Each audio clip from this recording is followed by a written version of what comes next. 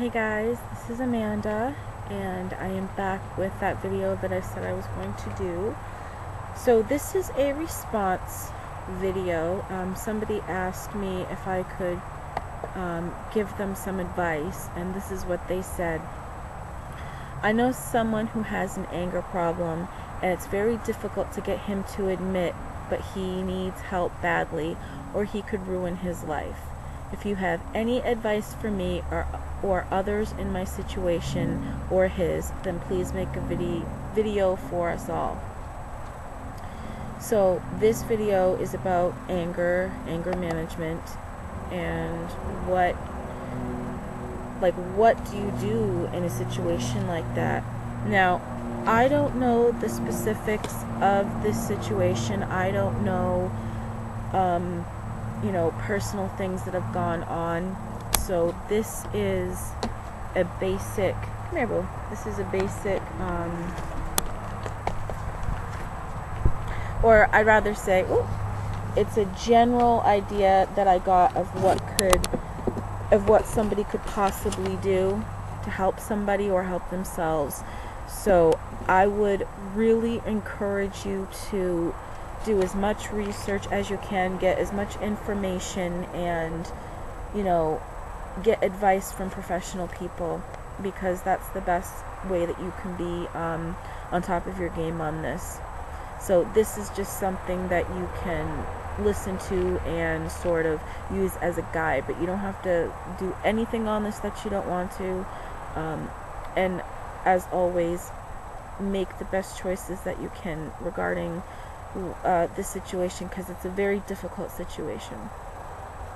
So I sort of divided it up into like little categories. So the first one is education. You want to read books about anger management and how to help yourself and the other person involved. So get as much information. Read books that about other people who were in this person's situation, so you can get their perspective on it, so you can see it through their eyes.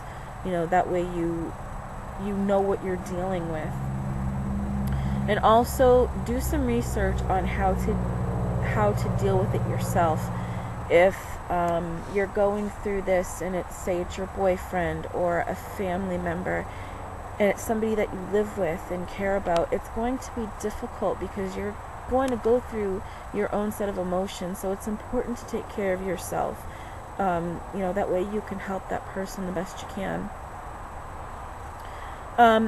If you yourself are in counseling, I would suggest asking your counselor and or your psychiatrist about any skills, techniques, or any sort of resource that might be available.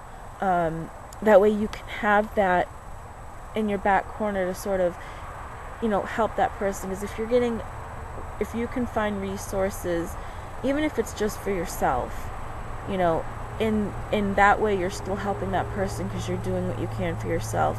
If you find a resource for them, you want to try to find as many as you can and research these resources. Call them, find out what they're all about.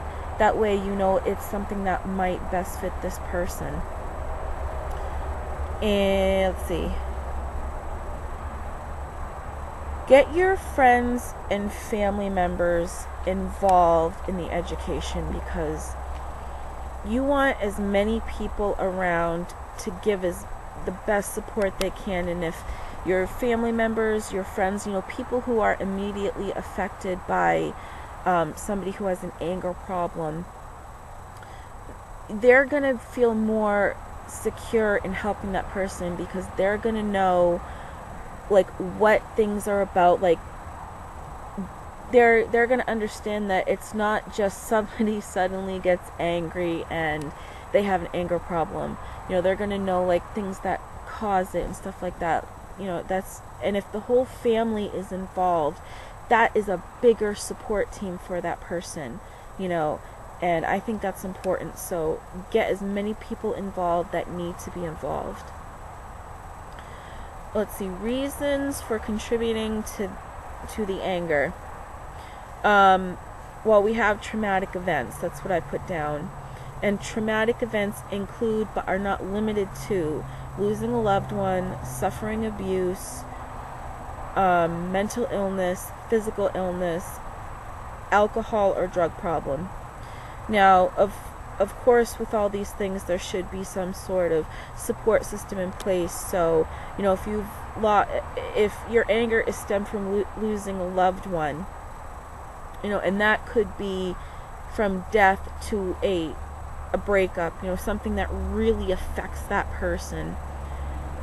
Counseling is very helpful. That's something that I think that would probably benefit that person if they're going through that.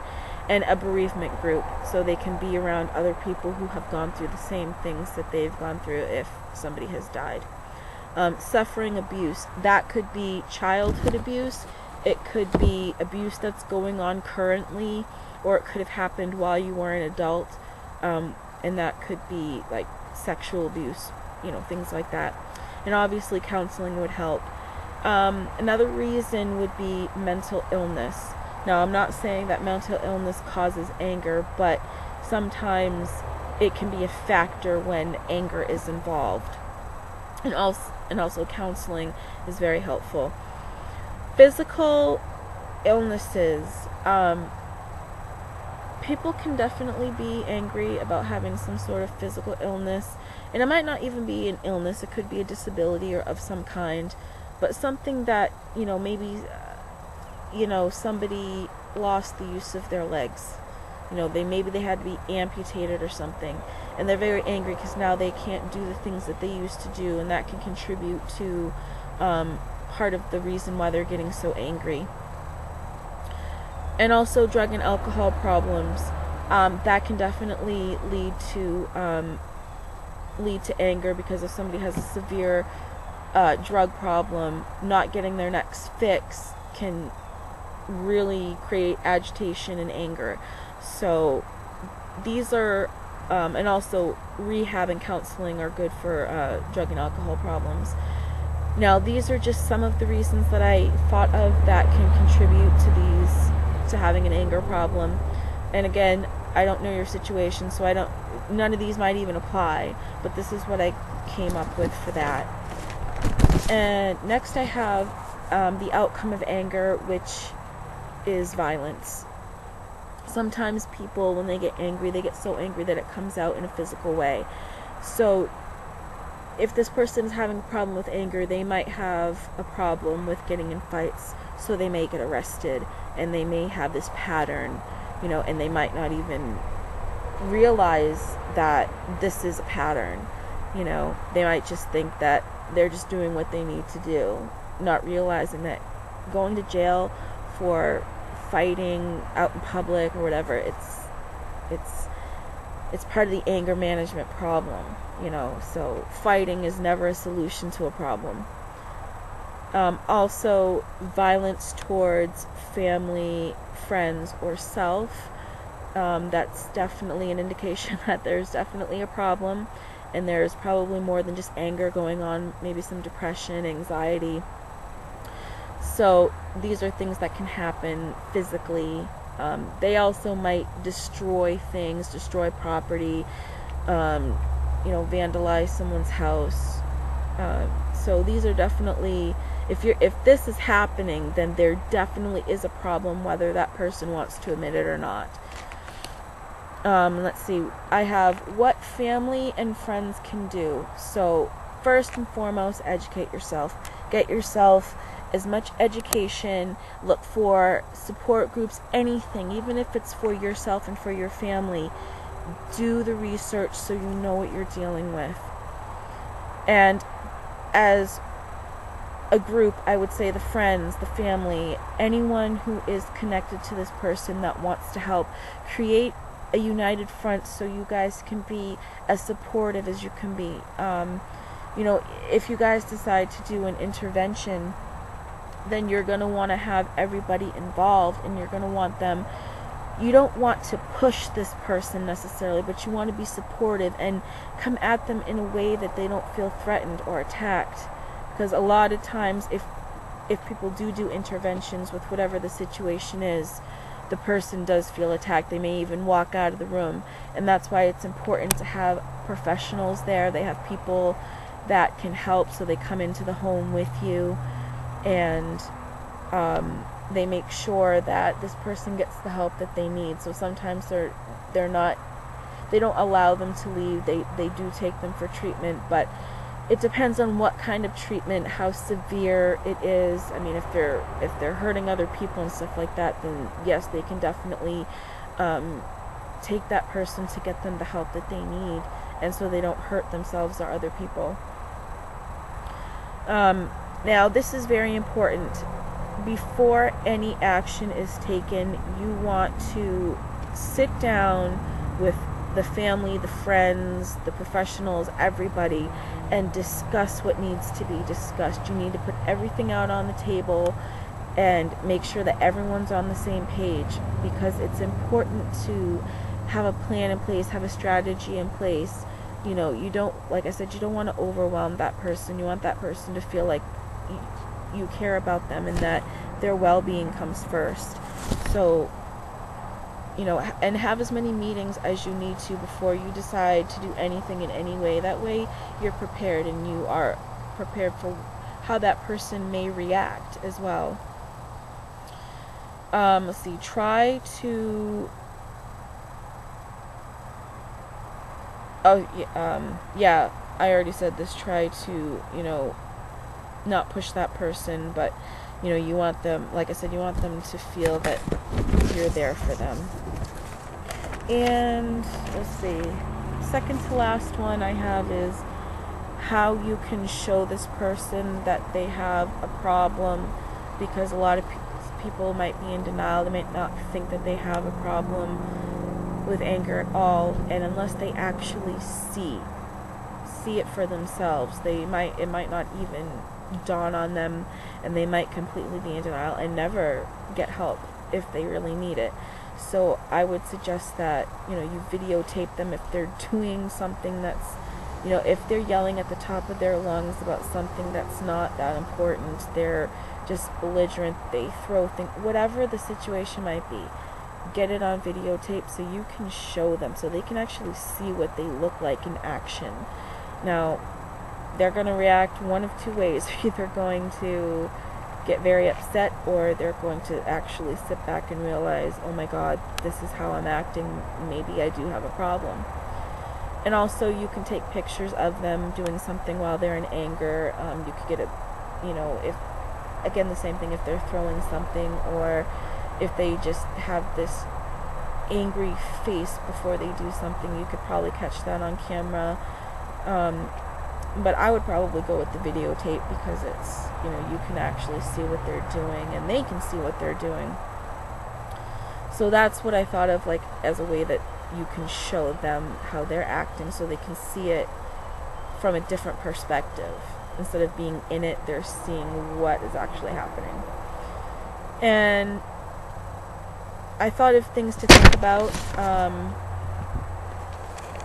You know, when you're dealing with somebody who has an anger problem, you really have to be safe.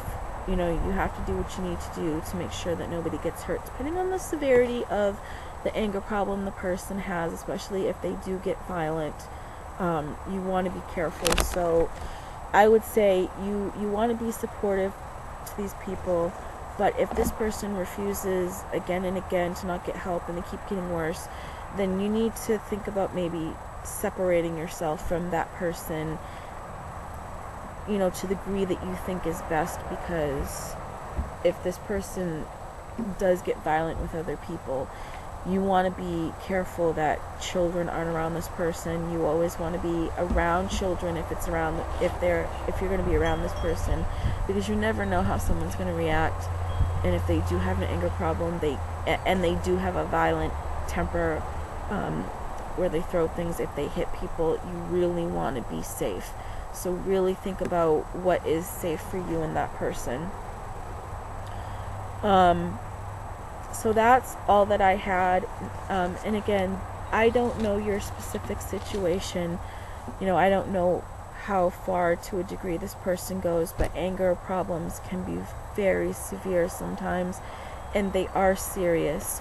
So I hope this was helpful for you, and I hope that you get this person help, and that he can see, that he can finally realize that he does need help, so he can live the best life possible. And so you guys aren't always, scared for what could happen to him, because you said it could ruin his life. So I imagine that it's pretty bad. I wish you guys the best of luck. I hope it works out for you, and I hope that this video was helpful for you. So this is, like I said, this is my last video until I